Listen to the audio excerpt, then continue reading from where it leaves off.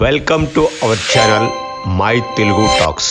ప్రపంచంలోనే అత్యున్నతమైన ప్రజాస్వామ్య దేశం అని చెప్పుకునే అమెరికా యువ నాయకుల కొరతతో కొట్టుమిట్టాడుతుందా? ఆ మాట ఎందుకు అనవలసి వస్తుందంటే, అమెరికాలో ముఖ్యంగా రెండు పార్టీలు రాజ్యం వెళుతున్నాయి. ఒకటి డెమోక్రాట్స్, ఇంకొకటి రిపబ్లికన్ పార్టీ. ఇంతవరకు ఇంకొక పార్టీకి అధికారంలోకి వచ్చే అవకాశం కూడా దక్కలేదు. అమెరికాలో 400కు పైగా పొలిటికల్ పార్టీస్ ఉన్నాయి. కానీ ఏ పార్టీ కూడా ఆ రెండు పార్టీలకు దరిదాపులకు కూడా రాలేకపోయాయి. ఎందుకనేది అమెరికా ప్రజలే చెప్పాలి.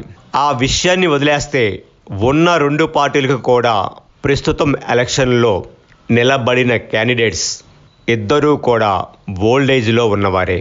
జో బైడెన్ 81 సంవత్సరాలు నిండి ఉన్నారు. ట్రంప్ 78 ఇయర్స్ నిండి ఉన్నారు. వాళ్ళ ఏజ్ గురించి తప్పుగా మాట్లాడాలి అనే ఉద్దేశం కాదు, కానీ ఇంతకుముందు జరిగిన అనేక ప్రపంచ స్థాయి సమావేశాలలో బైడెన్ ప్రదర్శించిన వింత చేష్టలు చూసి ప్రపంచం మొత్తం మీడియాలో చూసింది. అటువంటిది మళ్ళీ బైడెన్నే తమ అభ్యర్థిగా డెమోక్రాట్స్ ప్రకటించడం చూస్తుంటే అమెరికాలో యువ నాయకులు కొదవ ఏర్పడిందా అనిపిస్తుంది.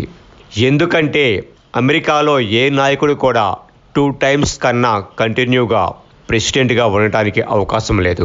ప్రపంచంలోనే అత్యుత్తమమైన ప్రజాస్వామ్యం అని చెప్పుకునే దేశంలో యువకులు రాజకీయాలలోకి రాలేకపోతున్నారా, లేక అక్కడ రాజకీయాలు వారిని తొక్కివేస్తున్నారా? అది అక్కడ ప్రజలే సమాధానం చెప్పాలి. ఎందుకంటే మన దేశంలో అభ్యర్థులను అగ్రనాయకులు ఎంపిక చేస్తారు, కానీ అమెరికాలో పార్టీ సభ్యులే తమ నాయకులు ఎన్నుకుంటారు. పార్టీలో ఉన్న సభ్యుల మెజార్టీతోనే నాయకులు నిర్ణయించబడతారు. అలా నిర్ణయించబడిన నాయకులే బైడెన్ మరియు ట్రంప్. ప్రస్తుతం ప్రపంచవ్యాప్తంగా జరుగుతున్న అంతర్గత యుద్ధాలను చూస్తుంటే ప్రపంచంలో ఎవరు ఒప్పుకున్నా ఒప్పుకోకపోయినా చాలా వరకు ప్రపంచ దేశాలను శాసిస్తుంది అమెరికా మాత్రమే.